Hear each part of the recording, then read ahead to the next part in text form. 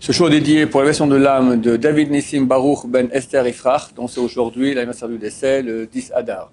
La question de Rouven. Est-ce que la Torah on peut la comprendre de manière un peu misogyne, ou est-ce qu'elle est misogyne? Est-ce que la Torah est misogyne?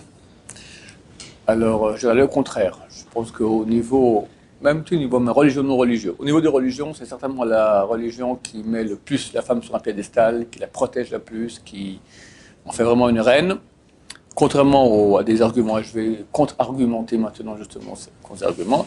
Et si on parle au niveau non religieux, donc occidental, alors là, la femme, elle a été ratatinée en petits morceaux. Soi-disant, on lui a donné la liberté, l'égalité, et en fait, on a fait une femme objet. Elle n'est que ce qu'elle représente au niveau de son corps et de sa beauté. Voilà, à part ça, il n'y a pas grand-chose. Sois belle et tais-toi, quoi. C'est à peu près ça au niveau des médiatiques, on va dire. D'accord? On vend beaucoup cela et on voit que dans le monde, on va dire, non religieux, un homme normal ne pense qu'aux femmes, non? À moins qu'il soit homo ou autre chose de ce genre-là.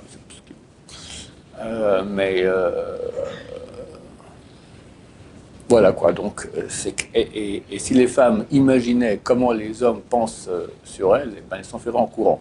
Si on veut vraiment déprécier la femme et en faire un morceau de chair, d'accord, un appareil à plaisir de l'homme et pas beaucoup plus, c'est vraiment l'optique occidentale de la femme. Reste l'optique d'autres civilisations que je pense c'est pas mieux non plus, où ça, elles sont vraiment brimées. Reste les grandes religions. Et il n'y a aucune religion qui met un système de protection. Elle a bien besoin, par rapport aux hommes qui sont tellement tordus, d'accord, de protection et de respect et d'estime de la femme, plus que la religion juive. Il n'y en a vraiment pas d'autres. Alors, il y a des questions qui reviennent toujours, du genre, pourquoi est-ce que le matin, dans les bénédictions matinales, Bakot HaShachar, alors, les hommes font remercier Hachem, chez le Hassan Ishak n'a pas fait femme. Et les femmes disent merci que tu m'as fait d'après ta volonté. Alors, il faut comprendre les choses. Une femme a moins d'obligations, moins de mitzvot qu'un homme. Elle est dispensée de toutes les mitzvot positives. On a des lois négatives, ça, toutes les femmes sont concernées par cela. On a des lois positives. Toutes les lois positives dépendant du temps. Les femmes en sont dispensées, à part quelques cas exceptionnels. Par exemple, la souka, le loulav, parachat zachor, kiddush, non, kiddush parce que justement, vu qu'ils ont l'obligation de ne pas transgresser Shabbat, donc l'obligation aussi du kiddush. Il y a certaines exceptions. La matzah, par exemple, c'est une loi positive dépendant du temps, mais elle a l'obligation parce que ça dépend du chametz. Vu qu'elle a l'interdiction de manger du chametz, donc elle a l'obligation de manger de la matzah. Les tfilin, le tzitzit, etc. D'accord? Alors maintenant, il faut comprendre que le but des mitzvot, c'est de nous parfaire. Plus l'homme a des mitzvot, plus il se parfait, il arrive à un état de perfection divine que Dieu nous demande d'avoir. Si quelqu'un a moins de mitzvot, ça signifie tout simplement qu'il est plus parfait. La femme, elle est plus parfaite que l'homme. D'ailleurs, pas besoin de faire une étude sociologique là-dessus, ça se voit. Comme je répétais là, j'ai dit en ce cours, mais je répète, d'accord, les hommes sont des grands tordus, ce qu'on voit sur le terrain, d'accord, quelqu'un qui ne sait pas travailler, qui ne s'est pas changé avec ses mitzvot, c'est marqué que Yetzer Adam ramené au Rav, le penchant de l'homme est mauvais dès sa jeunesse, c'est pas un travail considérable pour s'améliorer, alors il devient un fauve. Alors extérieurement, et avec son col blanc et sa cravate, il est bien un type sympathique, mais avec sa femme, c'est un vrai fauve, terrible, d'accord, terrible, coléreux, narcissique, vindicatif, pardon, macho, tout ce que tu veux, d'accord, pervers, vicieux, tout ce que tu veux. Mais évidemment, extérieurement, très gentil, tout ça, si on entend qu'il y a des problèmes, bien sûr, c'est sa femme qui est responsable. C'est très intéressant de voir que quand on propose à des couples qui ont des problèmes de se faire aider, la femme est partante, l'homme n'est jamais partant. Moi, j'ai aucun problème. C'est toi qui as des problèmes. Tu parles tordu de fini, t'es bien pire que ta femme, d'accord? Il ne veut même pas éventuellement penser qu'il a un problème qu'il devrait régler, alors il ne veut même pas se faire aider. Espèce de gros monument d'orgueil, d'accord?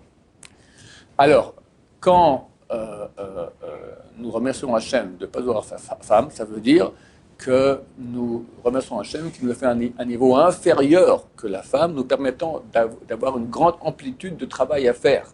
Vu qu'on est tordu, on part de beaucoup plus bas, donc pour accéder à une perfection, il nous faut beaucoup plus de travail. Ça veut dire qu'ici, on explique que la femme est bien mieux que l'homme. Preuve en est qu'elle a beaucoup moins de choses à faire pour avoir la perfection.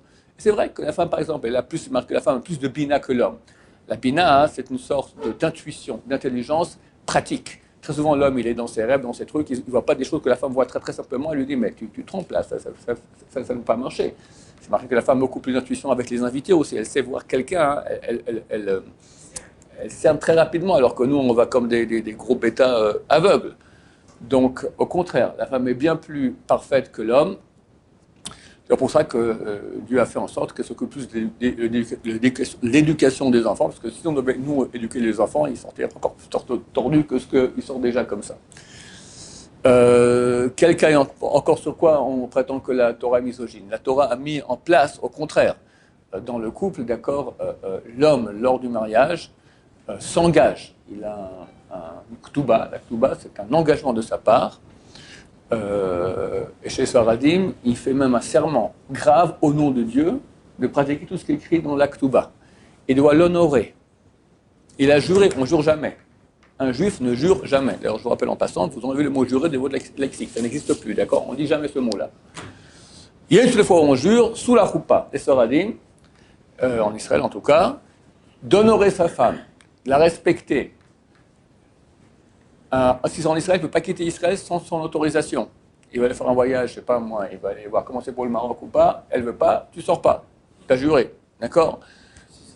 Pardon? Ça, c'est la coutume en Israël de la Ktuba. Je ne sais pas comment ça se passe en France. Je ne pense pas qu'on les fait jurer en France de ne pas quitter la France sans son autorisation. D'accord?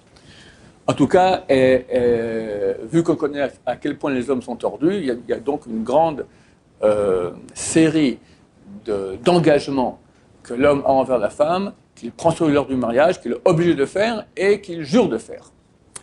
Les gens posent la question des fois, comment se fait-il que pour le get, l'acte du mariage, l'acte de divorce, alors ça dépend de l'homme? Oui, pour des raisons kabbalistiques que je peux expliquer maintenant. Lorsque l'homme fait un acte de kiddush, de consécration de sa femme, et que sa femme devient sa femme, qu'est-ce qui se passe? Qu'est-ce qui se passe? C'est pas qu'on a un papier, on est marié, d'accord? Ça, c'est des bêtises. Ça. Il y a un truc qui se passe. Il se passe que l'âme de l'homme va, et à l'instar de la bague qui entoure le doigt que l'homme met à sa femme, d'accord? Une partie de son âme, à ce moment, passe chez la femme et entoure sa femme. Comme ça se passe au niveau mystique. Donc maintenant, il s'avère que l'homme a une partie de son âme chez sa femme. Maintenant, s'il veut divorcer, il est nécessaire que lui reprenne cette partie d'âme. C'est comme ça. Vu que c'est lui qui s'est passé chez lui, c'est mystique, c'est une réalité mystique, donc c'est lui qui lui a donné l'acte de divorce à sa femme. Maintenant, il y a des cas où il ne veut pas. Il dit, je veux bien, vous me donnez $100,000. Alors, dans ce cas-là, on va au tribunal rabbinique, qui lui dit, tu donnes s'il te plaît le get, sans discuter. Il dit, non, je ne donne rien du tout.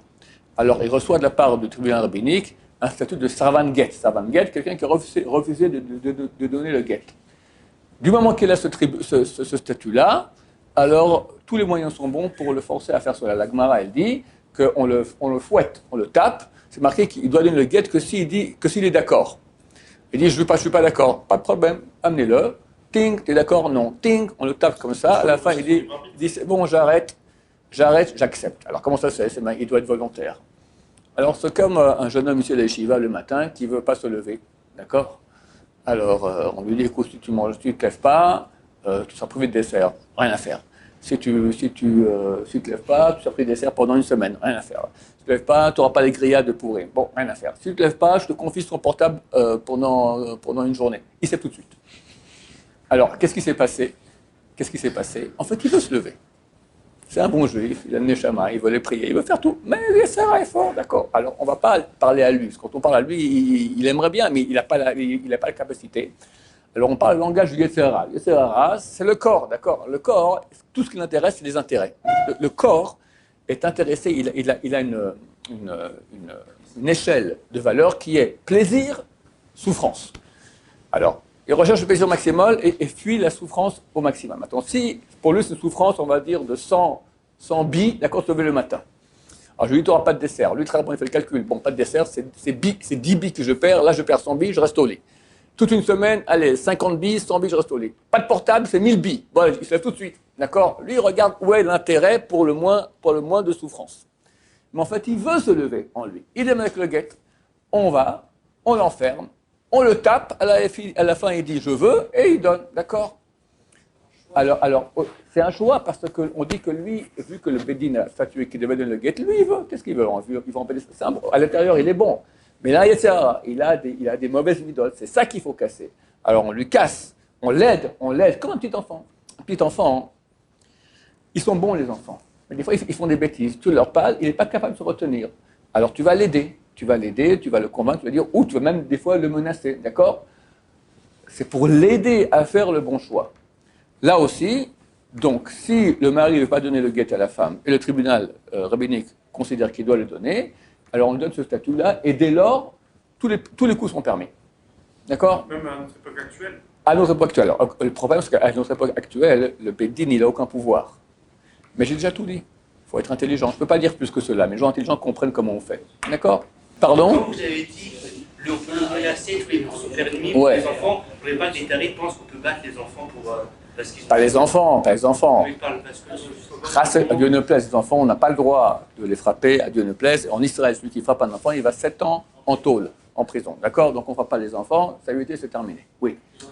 Mais par contre, les maris, vilains, qui ne veulent pas donner à leur femme, je ne dis pas ce qu'il faut faire, je mets 3 points de suspension et vous me comprenez. Oui. J'ai entendu dire que maintenant, quand ça fait, je sais pas, il me semble que le mari refuse de guette, apparemment le tribunal rabbinique qui le donne. Non, impossible.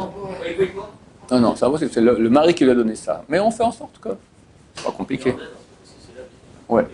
Qu'est-ce qu'il y a encore de misogynie, Ruben, soi-disant, misogynie?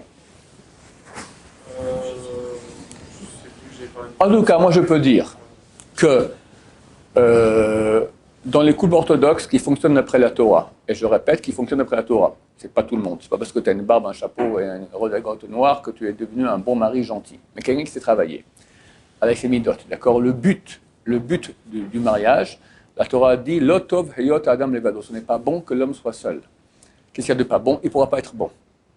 Le couple, la raison du mariage, parce qu'en fait, à la base, l'homme et la femme étaient réunis et Dieu sépare en deux. Pourquoi? Pour qu'ils deviennent bons. Parce que s'il était un homme unique, il aurait pu rester égoïste.